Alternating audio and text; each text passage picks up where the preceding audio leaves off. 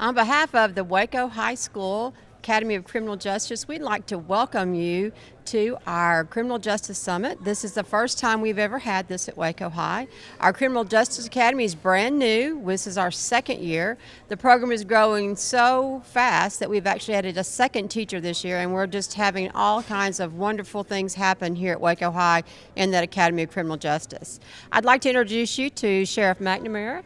He is one of our speakers today. We have several speakers that are talking to kids throughout the day today, and Sheriff, you're one of our speakers. So I understand that you actually played a little ball in this gym, maybe? I did. I sure did. It's a long time ago. But it wasn't a Lion, was it? No, it was Richfield Rams. Richfield Rams. And I started school here in the fall of '61, which was the first year that this school opened. Great. As Richfield High. Now, when you were here, you said that you had some job as, you started out your criminal justice career then in high Yes, school, right? I sure did. My father was a U.S. Marshal here. He was the only one.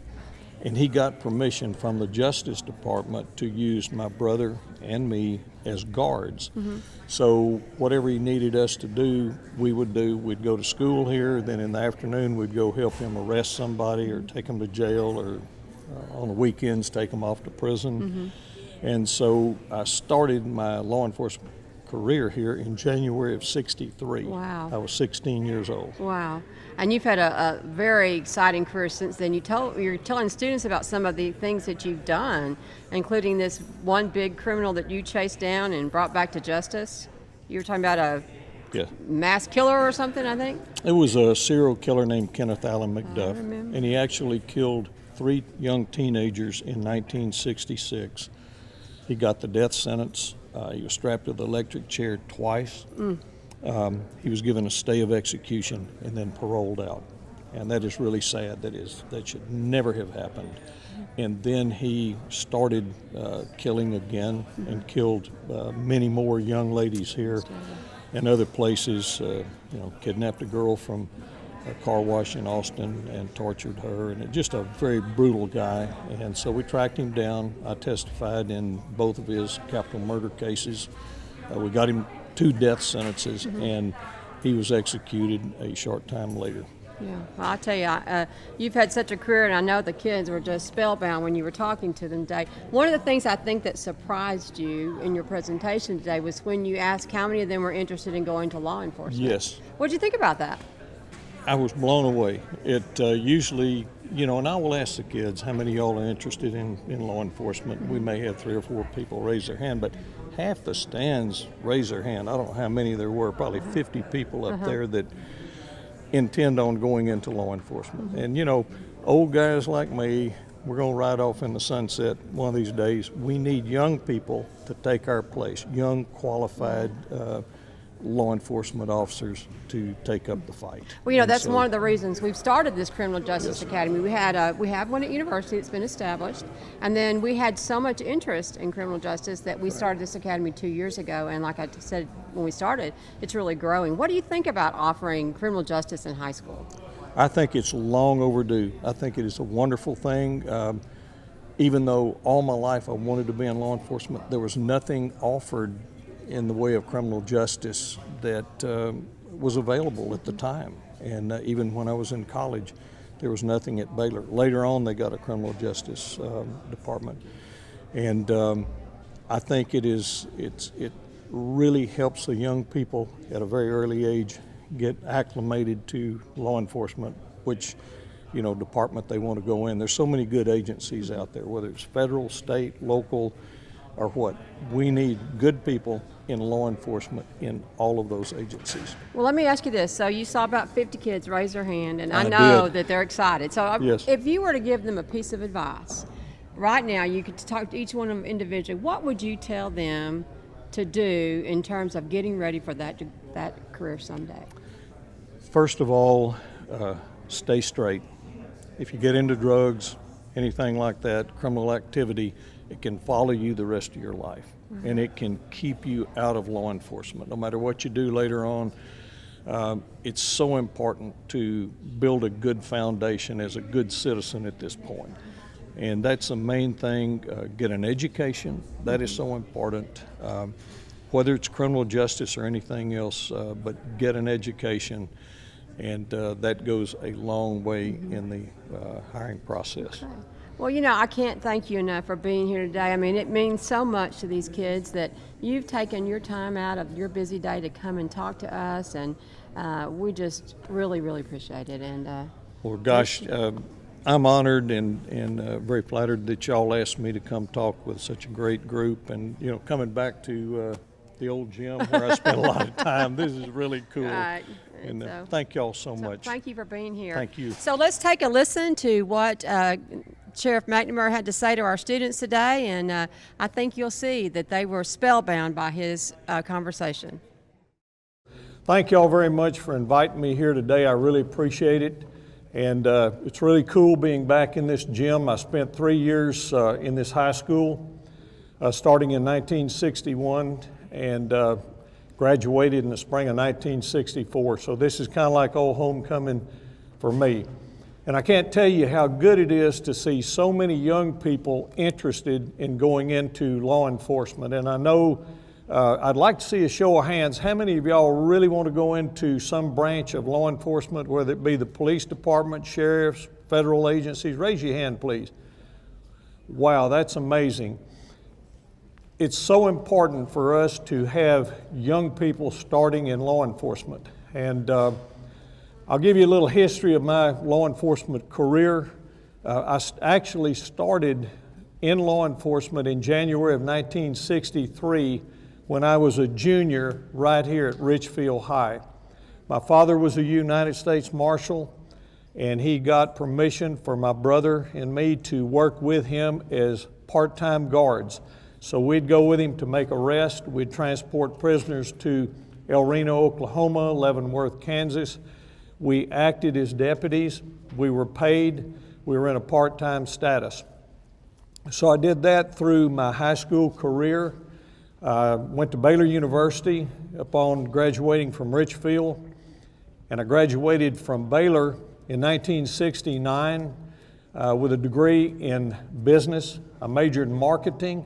I minored in business management and took an extra year pre-law and real estate, and immediately after that hired on with the United States Marshals, and I put in almost 33 years with them. So thank you. At that time, Baylor did not have a criminal justice program. Sam Houston State did, a few other colleges did. Now so many colleges and universities are involved in law enforcement and criminal justice of all kinds.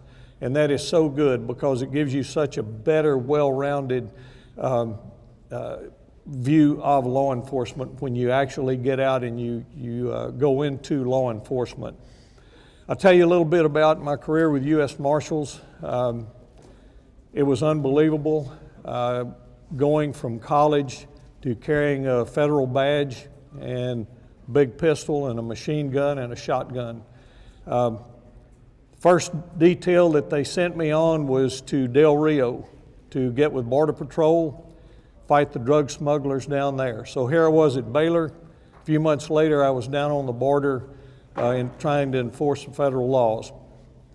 Some of the things that I saw while I was with U.S. Marshals, some of the serial killers that we dealt with and the things that they did to people still haunt me to this day. When I think about it, sometimes I can't sleep. But that's the way law enforcement is. You see the good and the bad. You take the oath. Most all law enforcement officers take the oath to protect and serve. That's to protect the people of our communities, our citizens, to protect them from killers, robbers, drug dealers, and so forth. The serve part is to make sure that they're safe, to help them in any way that we possibly can. We protect our citizens from not only criminal elements, but from the weather, from disasters like the West explosion, like floods and everything else. You will see law enforcement on the front line out there helping citizens. We had some of our deputies, 2 of them this past week, stop and help a lady change her tire. Actually got up under the car, got her spare out because she was stranded on the side of the road. That's part of the protect and serve that we do for our community. During my tenure with U.S. Marshals, it's very similar to the Sheriff's Office, only on a federal level. We deal with federal offenses mainly. But we go after fugitives, the worst of the worst, federal fugitives of all kind, whether it be killers, robbers, or whatever, drug dealers, drug lords. We have a fugitive apprehension division within the U.S. Marshals, and that's what they mainly do. We're in charge of judicial security. That's protecting our federal court systems, our federal judges, our United States Attorney. People involved in the trials, U.S. Marshals protect them. If need be, we follow them from the courthouse or their office to their home. We protect them there. While I was with U.S. Marshals, some of y'all may have seen the movie Con Air about the flying jails that the U.S. Marshals have. I flew that for a number of weeks. Probably the worst job I ever had, because you're like a flight attendant on a plane with over 100 screaming idiots. And so you're 30,000 feet with these hardcore criminals. You're landing, we started in Oklahoma City. We landed in Phoenix, Arizona overnight, putting prisoners off, putting them back on. Flew into Lompoc, California to the prison there. Same thing, Portland, Oregon, Rochester, New York, and back to Oklahoma City 4 days later, and then started it again. I flew that for several weeks, and that was really an eye-opener. During my time with U.S. Marshals, I was on some of the task forces, one called the Gunsmoke Task Force that was operating out of Houston. We brought them into Waco when we were trying to track down and capture a serial killer named Kenneth Allen McDuff. He had murdered several girls in this area and young men. A very brutal, very demonic person. So we were in charge of tracking him down. I worked with America's Most Wanted, John Walsh, with that TV program. We got him put on that. We got him put on Unsolved Mysteries. We got a tip that he was in Kansas City. Sent all the information up there. He was arrested by U.S. Marshals and Kansas City police. I flew up there, we interrogated him, brought him back here. He's a good suspect in 3 murders while he was up there in Kansas City. I testified against him in 2 of his capital murder cases. He got the death sentence, and I witnessed his execution. That man should never have been allowed to live as long as he did. But some of those things stick with you for the rest of your life. And I have dealt with good police officers, good sheriffs, good marshals, and we all work together. And I want to thank Chief Ginch. He covered a lot of things that about the recruiting process that also holds true for the sheriff's office. Mandatory retirement got me and my brother Mike and I hired on the same day in October of 1970. Federal law enforcement, you have to retire at the age of 57. You're out the door. So you can stay to the last day of the month. You turn 57 and then you're gone. You have to leave. I turned 57 April 29th. I got one more day to pack all my stuff up and leave, and that was very hard. They say there's still claw marks on the carpet of the U.S. Marshal's office where they had to drag me out. I was not ready to leave. So after that, I did private investigations and did that for a number of years. I worked on a border security effort with Northrop Grumman and 3 other companies. And then 5 years ago, I ran for sheriff. And so I've been sheriff since January of 2013. I love being sheriff. The sheriff is the law enforcement voice of the people. For this reason, the government hired me as a U.S. Marshal. The people hire the sheriff. Y'all vote on me. If y'all are, when you get old enough to vote, you will be able to pick the sheriff. And so I take that to heart every day. We take the same oath to protect and serve our community. On our new squad cars, our black Tahoes that have the gold sheriff on there, you will see your safety comes first also on there. And I tell our guys, you read that before you read sheriff, because the safety of our citizens, which is y'all, come first. Also the safety of our officers. We take that to heart every day. Also on the back of our vehicles, you'll see "In God We Trust." I took a lot of heat for putting that on there, but so be it.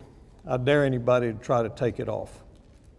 If we don't have Him behind us, we're going to fall short, we're going to fall flat.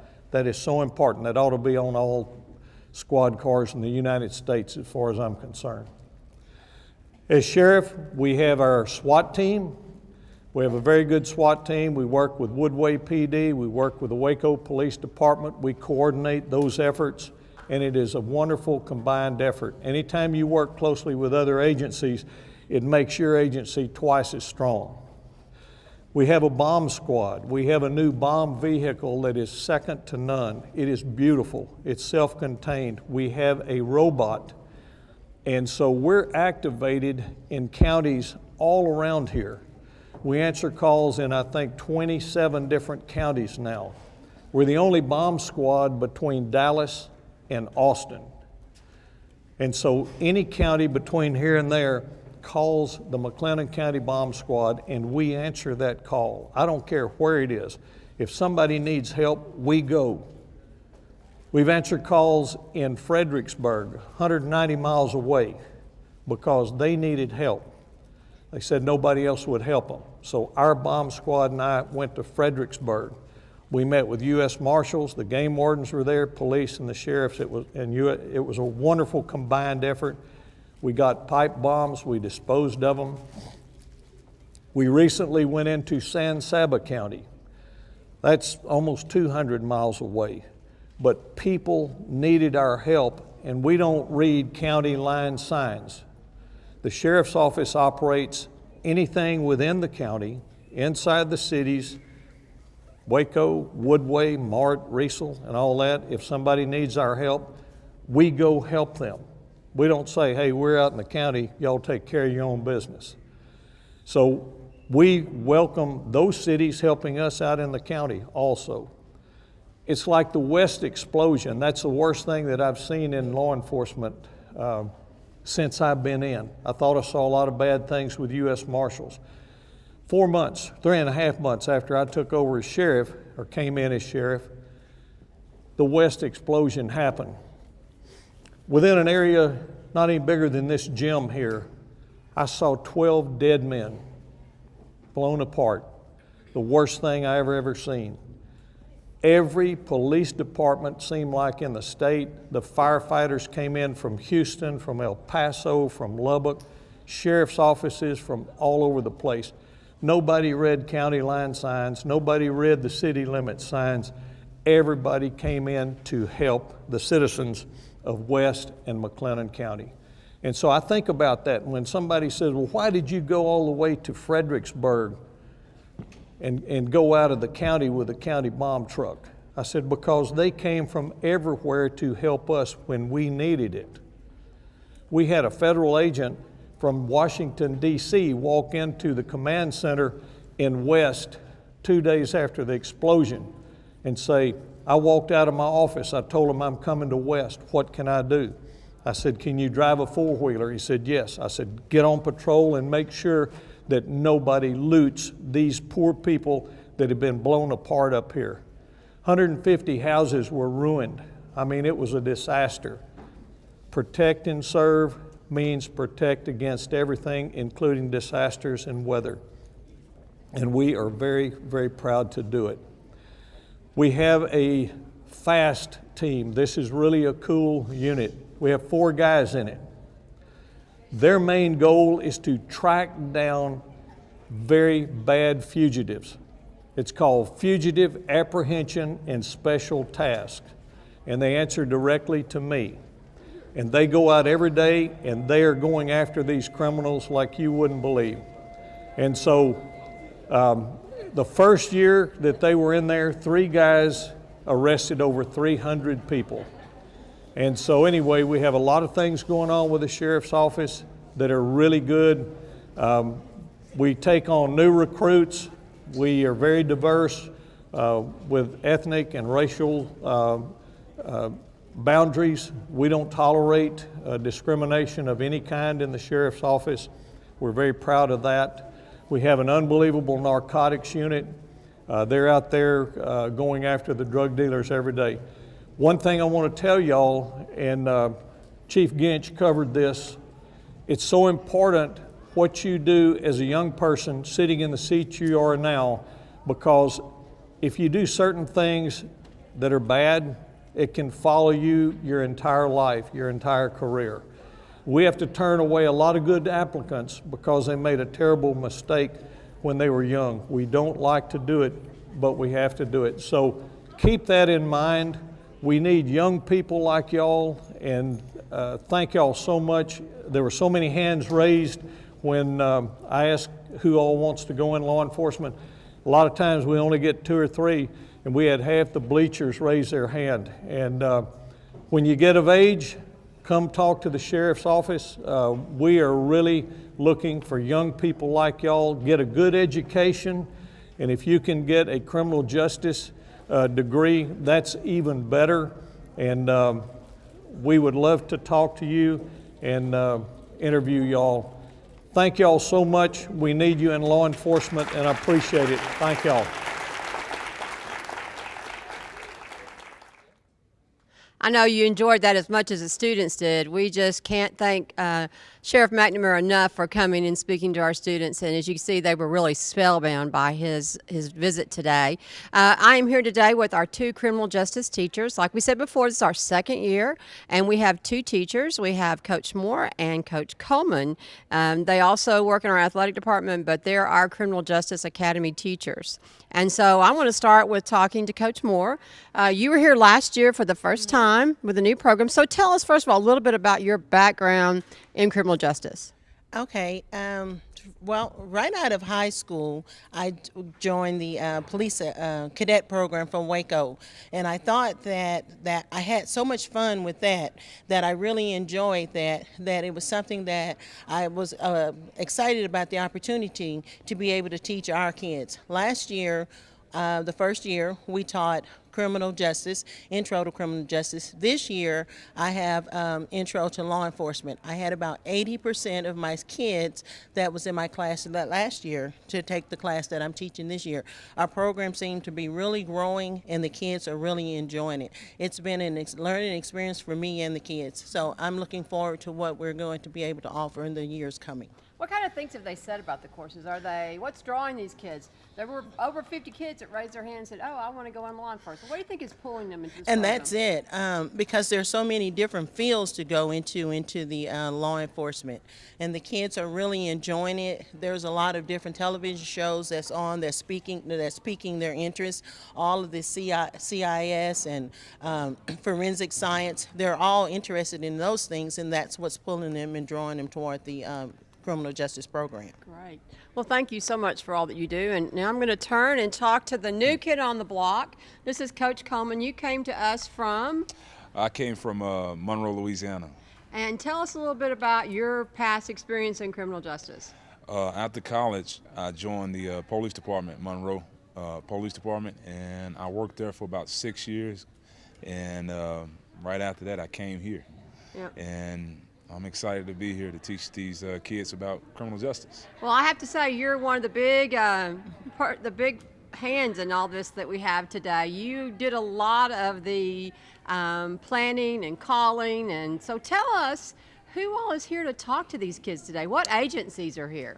Well, we started it off with our very own Waco ISD Police Department, which was Ken Boatman, Chief Boatman, and right after that we went to the chief of Waco PD, which is Chief Gant, and right after that we went to Mr. Rayner was here. Yeah, DA was Rayner. here. Rayner was here, and the last one that spoke so far was Sheriff McNamara. So what do we have to look forward to still coming ahead of us? Probation and parole is going to speak, DEA, FBI, ATF, and the U.S. Border Patrol. So I know that you've been planning this. Your kids designed the T-shirts that they're wearing today. Yes, ma'am. And they enjoyed it. They enjoyed it. So When I went by your classroom the other day, they were so excited. Yes, ma'am. So tell me, what are they looking for today? Most of these kids, they have an interest in law enforcement. By taking this course, they get a chance to see different fields in the criminal justice field. So by these speakers coming out and speaking to them, they could choose which field they want to go in, within the criminal justice department. So I bet you're looking for about a lot of discussion on Monday, both of you, aren't you? I am. All right. Yes, ma'am. I'm excited about it. Well, as you can see, we are so blessed to have these two wonderful criminal justice teachers here at Waco High School. And so from all of us, we want to thank you for joining us, and keep in mind that there are great things happening here at Waco High School and the Career and Technology Criminal Justice Department, and also great things happening in Waco ISD. And I would encourage you to stay tuned to the different programs we have on Waco ISD Channel 17.